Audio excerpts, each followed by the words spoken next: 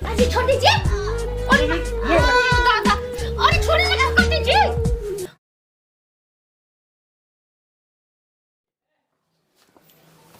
कहाँ भाई रे?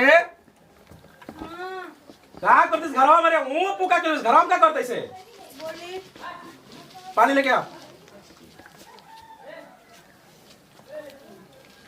जल्दी लाओ, टुमु टुमु मत चल।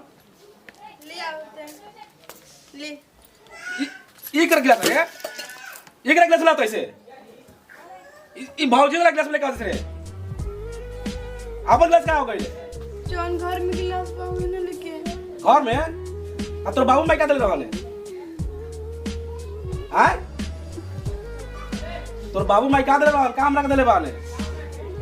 ओती घड़ी ना बुझात रहे। अब रोज सब हमके तंग करत नहीं जा। तंग कर दे। ले फोन लगा अपने बाप लगे। पैसा मांग। कह के 5 लाख रुपया मांग। ऐसे का करत नहीं रोज। ये सब के अगर करेगी रहे तो पहले हम का जानता नहीं। हमारे बाबू मामी से ना बात कर चाहत रहे। बाबू तो तोर बाबू मैं ना जानत रहने। कौन के हाई दे भाऊ तो क्या दिले बन हमरा के? का कुछ दिले बन हमरा के? गाड़ी तक में गाड़ी दिले न हमरा के? सिगरेट तक सिगरेट दिले बन हमरा के? का दिले बन हमरा के? ना पाड़ा ना पाड़ी ना कुछ दिले नहीं हमरा के। का दिले बन? तो रोवे पति है हमरा के काहे कहत नहीं। का करतन जी? का करती जा? देखो तो हाथ गिलास से पानी लेके आवती है। आज अपन गिलास क्या हार खले बिया सब कहां रखले वैसे? रखले पे दबका के अपन गिलसिया कि ऐसे हमार गिलसिया ना टूट जाए फूट जाए। ए खातिर रे ऐसे काहे बोलत है दीदी रहुआ? कैसे बोली हो? मरनी माने बाड़ू का एगो ठाठ बैलो दे देल रहता सन त जल्दी जाकी हर चलावे खातिर देले बाड़ा सन। फोन लगाओ, मांग पैसा।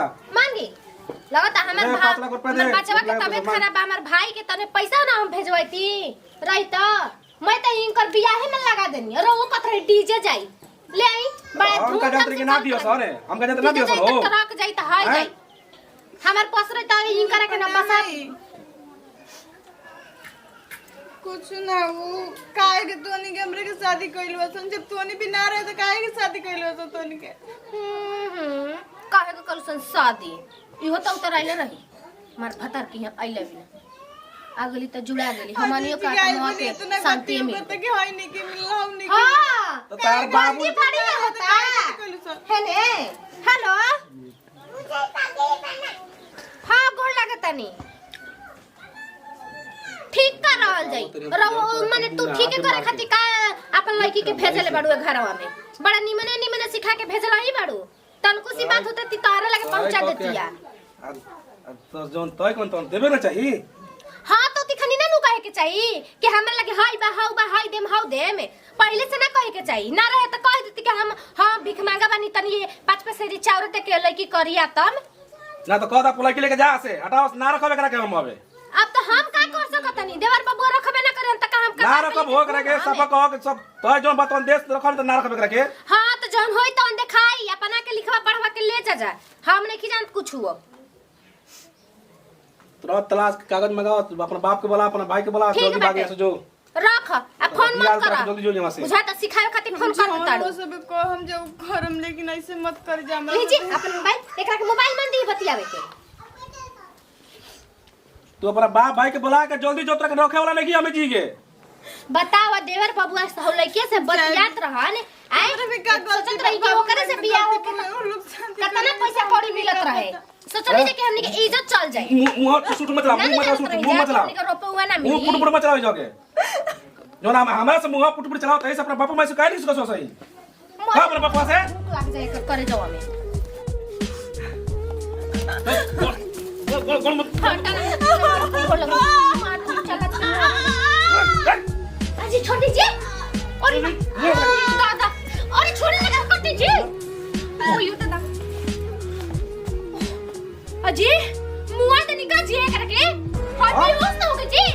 अरे लड़किया अरे मार तो गालो लेके मार तो गालो करा के नाम की तरफ फेंको करा के की को देख सांस निकल जाते हैं और जी का करे का होबे।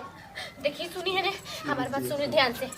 एकरा के नौले चल के अंगना में गाड़ देवे काली पोते तनी कोई देव जेकर माई के कोनो से बतियात रहे भाग गोल हिया का करे का ये एगो उपाय बा। ले चल टांग के ले चली नहीं तो बेटा हुआ तो पूरा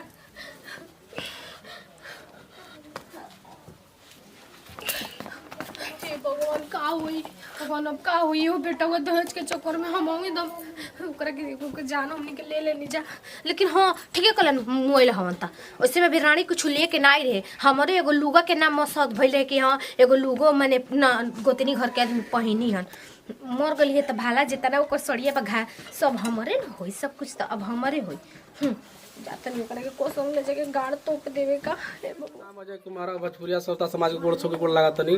नमस्कार प्रणाम, हम सिंगर सुमन शर्मा आज सभी भोजपुरी समाज की गोड़ छू गोड़ लागतनी। नमस्ते प्रणाम singer and actor Pratibha Singh रर सब देखनी है जहाँ हमनी के ई वीडियो बनेने जाए वीडियो बनावे खास संदेश ई रहे कि दहेज के लोभी में ज्यादा कोई के जान हत्या ना करे के चाहिए ऐसा अक्सर गांव समाज में होता था हमनी के वीडियो बना के दर्शनीय जे कैसन कुल गलती रहा सबके ना करे के चाहिए और हमनी के एगो अपन चैनल बटे लक्स कॉमेडी जे सब्सक्राइब नहीं के लिए सब्सक्राइब कर लम जा चैनल के लाइक करम जा शेयर करम जा और यही वीडियो से लेते हैं जब अगले वीडियो में फिर से मिल जी बाय बाय।